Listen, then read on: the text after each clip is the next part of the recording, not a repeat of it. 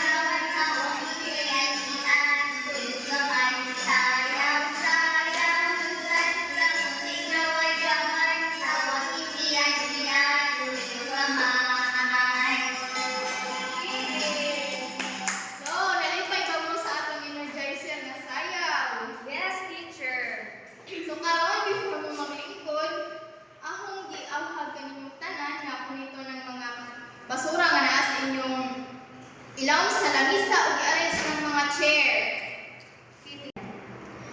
So karon mag-check ko sa attendance. So dapat ang kinsa tong nakalingkod sa ilang lingkuranan balik na dito kay og kinsa may wala nakalingkod ato huang absenan. So okay ba?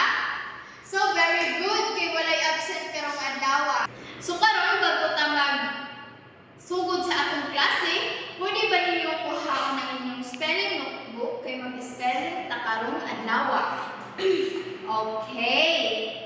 Okay, number 1. Ang inyong i-spelling eskwelahan. Mana? Mana. Number 2, buwak. Number 3, panimalay. Mana ba? Or sanina. O sa number 5, chinilas. Huba na ba mo usuan? Humana. Okay, karon ipasa na na inyong mga spelling notebook ano na nag-checkan ang job. Okay, salamat. So karon para sa pag-proceed sa atong lesson, ang atong topic karong adlaw kay eksaktong paspas ug pagpahayag sa libasa. So kasabot ba mo unsa ning eksaktong paspas ug pagpahayag sa libasa?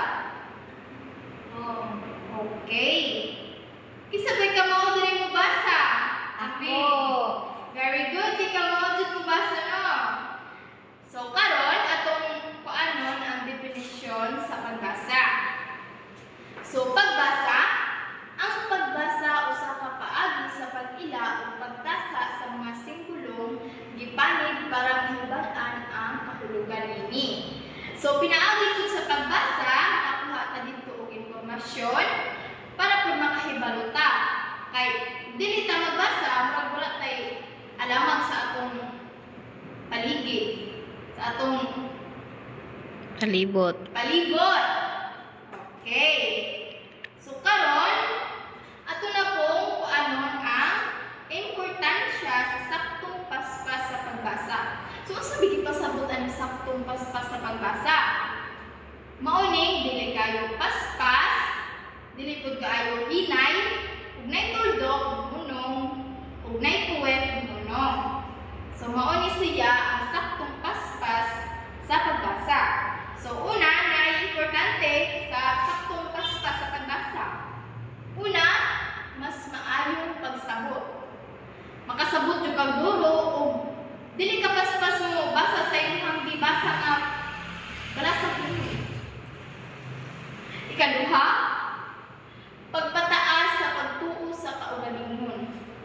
Kay pinaagi sa pagtuo sa imong kaugalingon, murag dili ka mahadlok pangtanong ka sa laing tawo.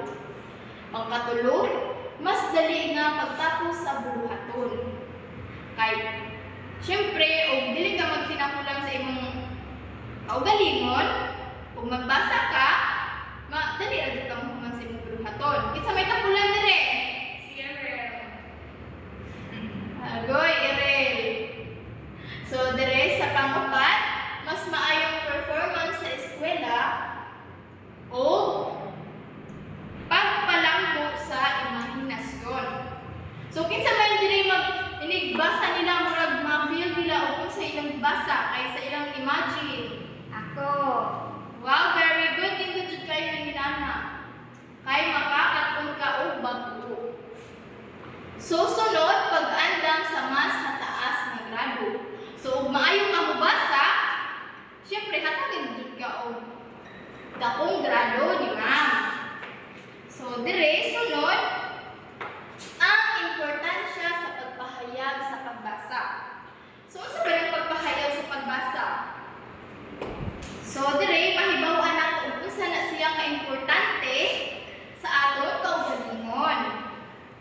So karon una pagsabot sa gibasa. So dili gid ka makasabot no o imura nang basahon nga way comprehension. Sakto ba ko mga bata? Opo. Kamo, mubasa ba mo nga nay pagsabot sa inyong ibasa? Opo. Okay, very good. Sakto gyud ang inana. Magtuon tag inana kay madako ka, magamit pud na nato. So dire sa pangkaduha, pagpalambot sa komunikasyon. Importante gid kaayo siya. Sa pangkatulo, pagpaligod sa pagtulunan. Kay ug magbasa ka nga nay pagpahayag, na naman na permi sa imong utok, permi ra na imong mahimduman, dili na mawala kay imo naman ang gi-apply sa imong kaugalingon. Pagkaupat, paghatag sa opinyon. Siyempre ka na mo imong kaugalingon niya, ikasulti sa imong gibasa. Dire pagdiskusyon o pag-analisar. So mo ni sila ang mga importansya sa pagpahayag sa pagbasa. So naa mo nasabtan sa atong leksyon karon? Unsa nang importansya sa eksaktong paspas sa pagbasa o pagpahayag sa gibasa? Nabay nasabtan? Oo, kaya naa naman mo nasabtan. Karon na ako'y basahon nga usa ka basahonon. Ako una mo basa, iniguman ka muna ko mo basa. Nga na ay saktong paspas o pahayag ni ining basahona. So ang title aning basahona, Among Eskwelahan. Ning buntaga, sayong ng mata sila si Mario ug Maria.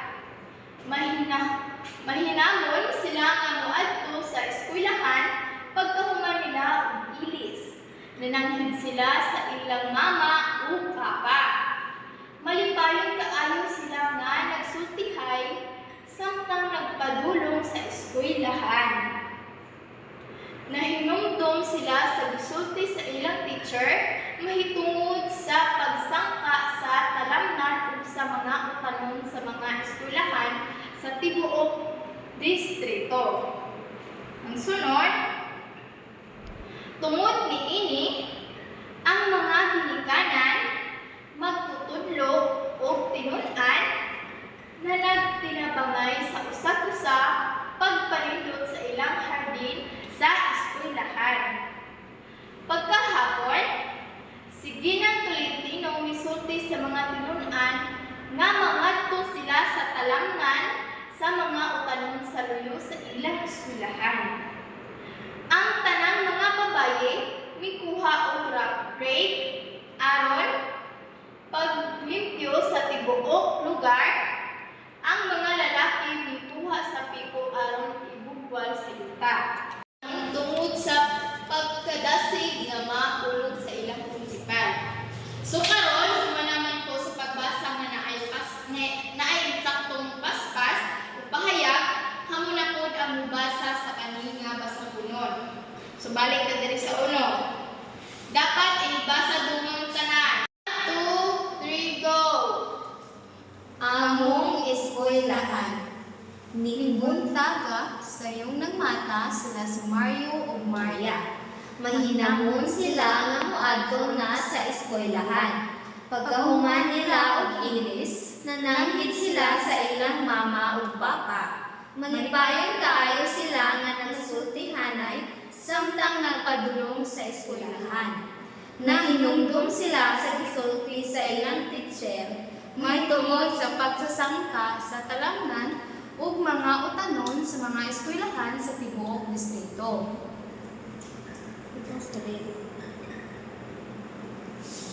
Tungod niini, ang mga ginikanan magtutudlo o tinun-an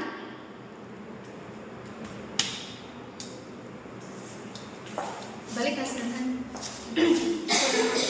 Tungod niini, ayaw.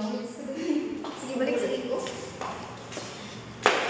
tungod niini ang mga ginikanan Magtutudlo.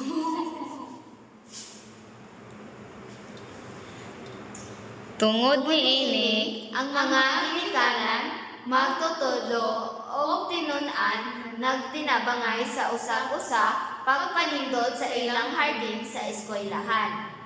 Pagkahapon, si G. Tolentino misulti sa mga tinun-an nga mangadto sila sa talamnan sa mga utanon sa luyo sa ilang eskwelahan. Ang tanang mga babaye minkuha og gray aron paglimpyo sa tibuok lugar. Ang mga lalaki may kuha sila sa piko aron ibugwal sa yuta. Samtang sila nagtanong, Si G. Alcayaga, ang principal sa eskwelahan, misulti nila nga ang pagkamakugihon, kaabtik o magkinamangay sa usag-usa, kikinahanglan aron makaot ang kalampusan sa ilang eskwelahan. Ang mga estudyante ganahan pag-ayo sa pagpapanindot sa ilang tanaman sa mga utanon tungod sa mapagdasig nga mga pulong sa ilang prinsipal. wow, very good. Sakto kaayo ang inyong pagbasa. So karon kay manaman mo pagbasa na ako'y mga pangutana tungod sa inyong ibasa. So, sa unang pangutana, diri nagaingon kinsa ang mga nagmata sa yuning buntaga aron moadto sa eskwelahan. Kinsa man to sila? Si Maria o Mario. Very good. Si Maria o si Mario. Very good. Pinamati John. Basa John og tarong nga nay pagsabot. Kaduha. Unsa ang gibuhat sa mga babayi pagkahapon sa talamnan sa mga utanon? Unsa man ire? Limpyo. Very good. Ire sakto naglimpyo sila sa mga talamnon ini kahapon. So diri sa usa nga question, kinsa ang principal sa eskwelahan nga misulti sa mga estudyante? Kinsa man to si Jazz? Ginang Alcayag, Ginoong Gina. Pagdino. Kinsa man gijon? Si Ginang Alcayaga, Alcayan Alcayan, Alcayante. Alcayante. Very good. So si Ginang Alcayante ito ang ilang principal nga misulti sa mga estudyante.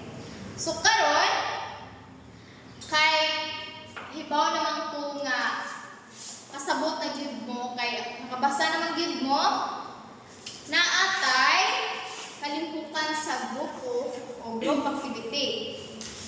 So karon na ako'y basahon dire nga inyong pagkabasahon. So grupuhon mo na mo og tag 5-5, so ihak mo og 1 to 5. So dire 1, 2, 3, 4, 5. So dire nga grupo ang group 1, dire ang grupo sa group 2, dire ang grupo sa group 3, dire ang grupo sa group 4, dire ang grupo sa group 5. So karon na ang ibasahon dire nga ang title kay Adlang Natawhan. So kini pare-parehas ra og basahon na ni ang inyong buhaton. Sa ipasa ni ang papel. Inyong buhaton ani magpulong mo para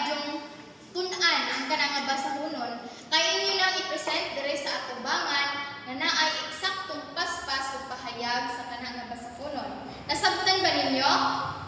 Teacher. So hatagan mo na ako og 5 minutes para magsulti-sulti mo ug magtuon mo sa kanang nga basakunon. So dire, pag uta mo proceed na atay criteria dire para sa inyong aktibidad karong adlaw. So una, kalinaw sa tingog. So dapat amoy kalinaw sa tingog sa inyong grupo. Kay kani 30%. Sunod, eksaktong paspas. Dili kayo paspas nga kanang dili na gyud masabtan, kanang dili na magkadungan-dungan. So mao na siya ang 20%. Pagpahayag 30%. Pagkasabot sa gibasa 20%. So karon, pwede na mo magstorya o magtuon sa inyong balasakunon. Humanap ba mo? Yes, teacher. Okay, pwede na mo present diri ang group 1. Very good! Mga, grabe kaayo mo, aring ka, nindot yun kaayo, sakto inyong mga pagbasa. Murag, perfect yun kayo mo tanan, murag maka 100% mo, kay naamoy kooperasyon sa inyong mga sigagrupo. Muna nindot kaayo manginawon ining pagbasa na mo. So karon, kuhaon na ninyo ang inyong quiz notebook kay mag-quiz na ta. Katong sa inyong gibasa nga balasahunon nga ang adlaw na tawhan, dito ta magbase sa atong quiz. So karon, kuhaon na inyong quiz notebook kay mag-quiz na ta. Okay, number 1. Mana? Mana, ma'am. Number 2. Mana. Number 3. Number 4. O number 5. So, pakipasa sa inyong quiz notebook kay chika ni nako karon ug wala ni uli ulyang taon-taon. Okay, salamat. Murag feel jud ako perfect ang tanan, okay? Kuan man, naminaw man mo taro ug inyong ibasa taro.